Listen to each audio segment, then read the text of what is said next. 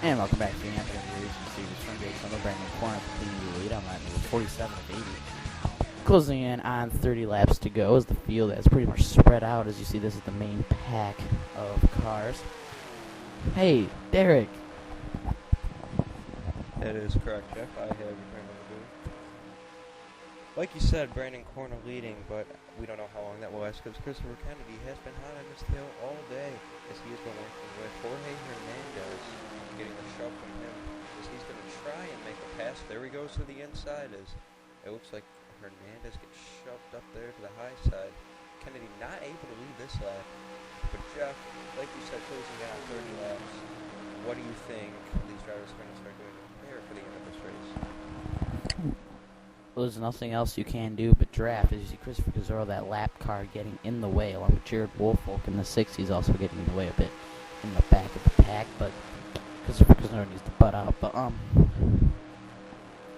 what you're going to see is a lot of deals being made and cars starting to go with each other as this race starts to wind down. As you see Ciancio Brian pushing CJ Long, trying to push him to the lead, but Kennedy knocks, closes the door on him, and now Ciancio O'Brien will look to the inside of Long.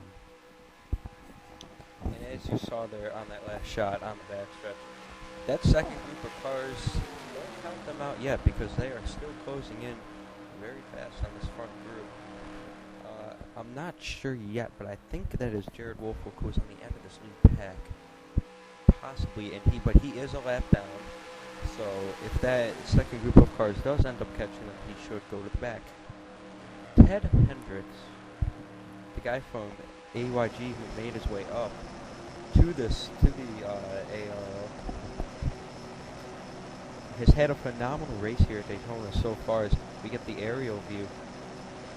You could see a lot of drivers trying to choose which line is best for the end of this race, because as you know, we are here at night and the track is repaved. Now, depending on who they go with, as we've seen here today, the high line works for some cars, but the high line does not work for other cars, which is why some guys have chosen the middle, and other guys like Ciancio O'Brien have chosen the bottom to draft and when they're in the lead.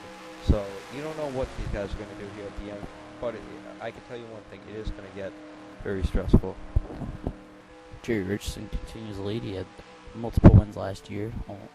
Look at this, Kenny Gerald's.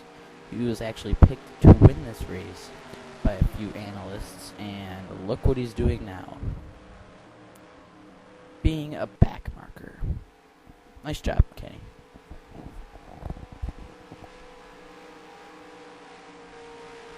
Well, the man who finished fourth last year, holding up the field as well. There you have it. That second group has caught them because of Kenny Gerald's. Don't know why these lap cars aren't getting out of the way, but they just have not been. As we are actually splitting into another pack up in front with about 3 or 4 cars, not counting the lap car of Jared Woolfolk, who has been suspended indefinitely from that car for the rest of the year for drinking, as I've mentioned a lot of times before. Stephen Knight is a complete failure. Oh, excuse me. Kenny Gerald's continues to hold up that middle line. Oh, goodness. Keith Davis almost got into him. You see Herb Cilantro on the outside line. And Grant Jacobs, Jaden Scranson, and I think that's Bo Van Pelton, the 30, getting around on the outside line and clearing Kenny Gerald's. It looks like everyone will now safely get by him underneath as we go back to Jerry Richardson. I believe AARO officials will be talking to Kenny Gerald's after that little performance there. As look who is up in front. You see Jerry Richardson, and then you see R.J. Bansma, who's not been up in the front a lot in this race. Ciancio O'Brien, I'm telling you guys, Ciancio O'Brien, even though he is a rookie, he looks like one of the more hungrier cars in the field right now. He is going an inch away from the top wall to hugging that yellow line, just trying to find out which line his car is best with and which guys he can draft the best with. R.J. Bansma just snuck his way in there. He's going to try and go for the lead with a push from Ciancio O'Brien. He's going on the inside Jerry Richardson. It looks like he won't even lead this lap as C. O'Brien and Christopher Kennedy make it 3 wide across the tri-oval line. And Bansville will actually lead that lap. 2 Ford Falcons on the inside and outside with the Buick Lucerne in the middle. Now, as you can see here, besides C. O'Brien, R.J. Bansma, and a couple other cars throughout this pack, everyone else is single file. Right now we are on lap 54 on 80, and you can definitely bet that by the last 5 laps, or even 10 laps, this race is not going to be single file. These drivers are going to be looking to get up to the front. They're going to be making some choice decisions that may prove to be for the better or the worse, as we've seen that many times before, Jeff. You and I have commentated on. Indeed, I just hope we don't have a yellow. And look at Mertz. We've already his crew got in an altercation with Luis Telez's crew, as Telez called him an idiot over the radio, and they apparently told Josh Mertz's crew, and there's a little bit of a shoving going on in the pit area. He's holding up Jared Woolfolk, but he's another lap car. They need to move out of the way very quickly. I do not know what it is, but at these plate tracks, lap drivers holding up lead lap cars has proved to be the thing that decides who these races. He continues to hold up Bansma, and I believe that is Richardson, if I am correct. Keith Davis also back there, as you can see Corna as well. C. O'Brien, as Mertz continues to hold up some cars on the high side, now switches back to the middle. Luis Telez has made his way into the top 5.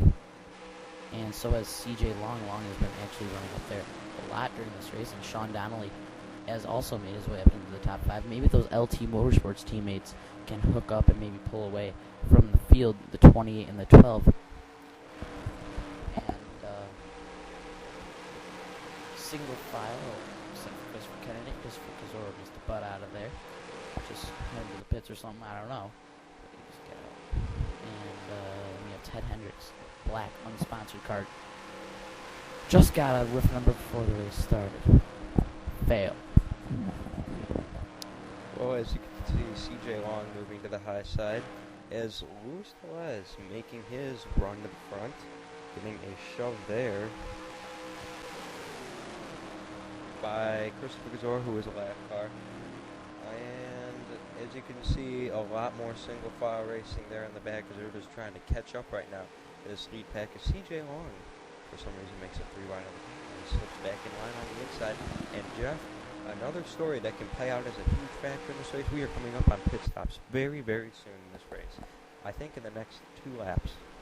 And more lap traffic as Sean Glass and is it Kenny Gerald or Sean Glass? We can never tell from these camera angles.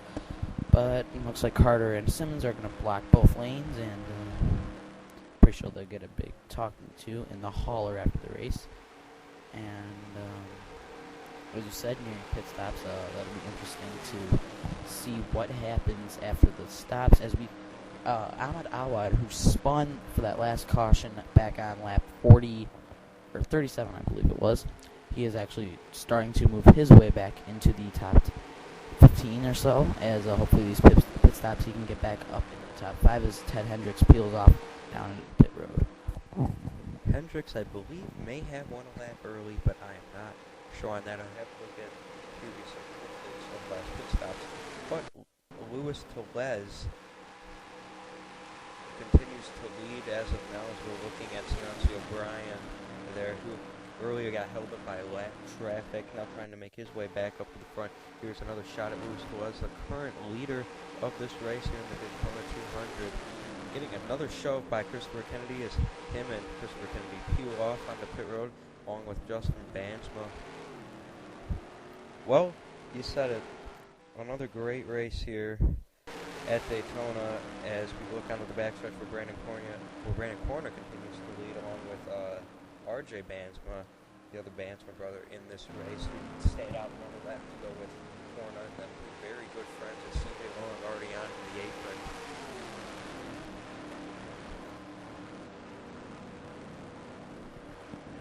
Cars strung out, some other cars getting back on through the racing surface after their set of pit stops were a lap before corner and Bansma. Well, you said it. We are on lap 59 out of 80, Jeff. And these last 20 laps are going to be very, very exciting and crucial to watch. We will be right back for the 20 laps of these races for the Daytona 200 at Daytona International Speedway, presented by AAA. We'll see you.